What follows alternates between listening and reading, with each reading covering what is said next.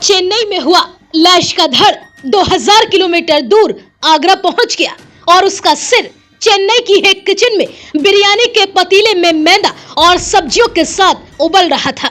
सोचिए, आप ट्रेन की एक बोगी में सुकून से सफर कर रहे हैं और आपको अंदाजा भी नहीं है कि आपके ठीक पैर के पास उसी सीट के नीचे एक बैग में पैक इंसानी कटी हुई लाश भी आपके साथ सफर कर रही है।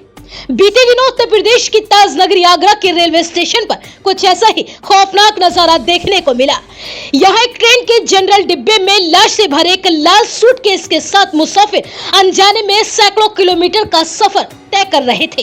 तारीख थी 5 अगस्त। आगरा कैंट स्टेशन के प्लेटफार्म नंबर 3 पर जब तमिलनाडु एक्सप्रेस ट्रेन नंबर 1262 आकर रुकी तो उस लावारिस लाल सूटकेस से उठने वाली भयंकर बदबू ने सबको हैरानी में डाल दिया। जब आगरा जीआरपी ने उस चमचमाते लाल ट्रॉली बैग को खोला तो अंदर पॉलिथीन में लिपटा हुआ सिर्फ एक इंसानी धड़ था। न सिर था, न थे हाथ और न ही पैर। कातिलों ने बड़ी चालाकी से लाश की पहचान मिटा दी थी।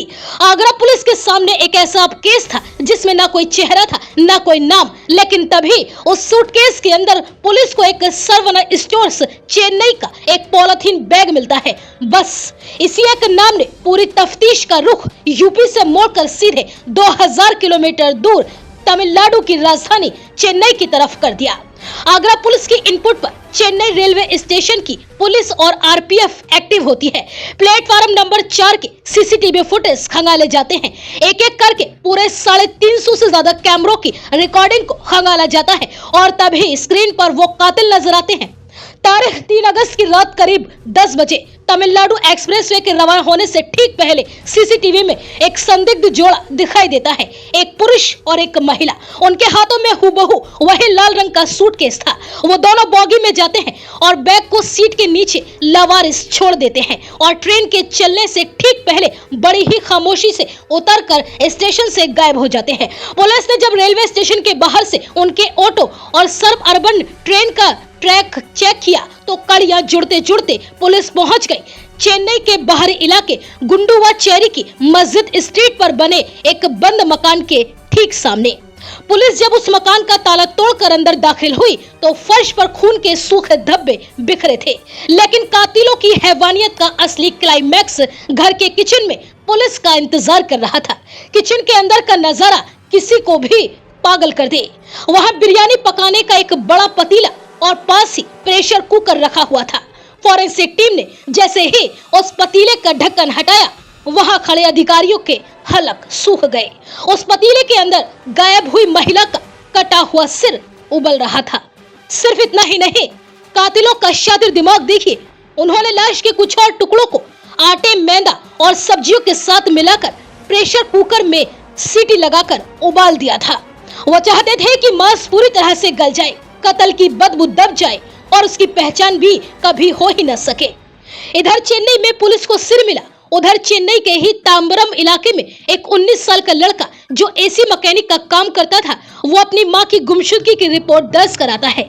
जब पुलिस ने उस लड़के को बुलाया और वैज्ञानिक साक्ष्यों से मिलान किया तो आखिरकार उस बदनसीब महिला की पहचान हो गई। उसका नाम था हयातुन निशा, जो मूल रूप से ओडिशा के जगत सिंहपुर की रहने वाली थी और चेन्नई की एक प्राइवेट फर्म में काम करती थी। वो अपने पति से अलग रह रही थी। पुलिस के कल के खुलासे के मुताबिक इस कत्ल को अंजाम देने वाला कोई और नहीं बल्कि निशा के साथ उसी घर में रहने वाले किराएदार थे, जिनका नाम मालिकुद्दीन लश्कर, जो मूल रूप से असम का रहने वाला था, और उसकी पत्नी भगवती माझी, जो ओडिशा की रहने वाली है।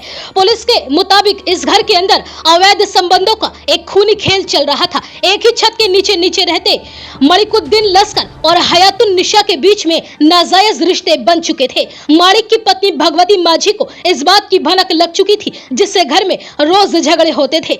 विवाद उस दिन हद से ज्यादा बढ़ गया जब हयातुन निशा ने मालिक पर शादी करने का दबाव बनाना शुरू कर दिया और पैसों को लेकर ब्लैकमेल करने भी लगी। मालिक के इस रिश्ते से अपना पीछा छुड़ाना चाहता था और उसकी पत्नी भगवती निशा को अपने रास्ते से हटाना चाहती थी। बस इसी बात को लेकर उस रात घर में भयंकर झगड़ा हुआ। पति और पत्नी ने मिलकर निशा को पहले फंदे पर लटकाया और फिर कसाई बनकर उसकी लाश के 18 टुकड़े कर दिए। धड़ को लाल सूटकेस में भरकर तमिलनाडु एक्सप्रेस में डाल दिया ताकि पुलिस 2000 किलोमीटर दूर आगरा में उलझी रहे और सिर को वो इसी किचन में नष्ट कर रहे थे। फिलहाल कानून की फाइलों में कत्ल का ये पन्ना अभी भी खुला है। मारिकुद्दीन लस्कर और उसकी पत्नी भगवती मांझी अपने मोबाइल फोन स्विच ऑफ करके चेन्नई के उस हॉरर हाउस से फरार हो चुके हैं। कातिल जोड़े को लगता है कि उन्होंने पुलिस की आंखों में धूल झोंक दी है, लेकिन वो भूल रहे हैं कि लाश को 2000 किलोमीटर दूर भेजने वाली उनकी चालाकी ही अब उनकी बर्बादी का रास्ता बन चुकी है। तमिलनाडु और उत्तर प्रदेश की पुलिस ने हाथ मिला लिया है। कातिलों के गृह राज्य यानी ओडिशा और असम के जंगलों से लेकर उनके संभावित ठिकानों पर पुलिस की 3 स्पेशल टीमें इस वक्त काल बनकर मंडरा रही हैं और उनकी गहनता से तलाश चल रही है। पुलिस का साफ कहना है कि कसाई बन चुके इस पति पत्नी के जोड़े को पाताल से भी ढूंढ लिया जाएगा और इस पूरे मामले का खुलासा किया जाएगा।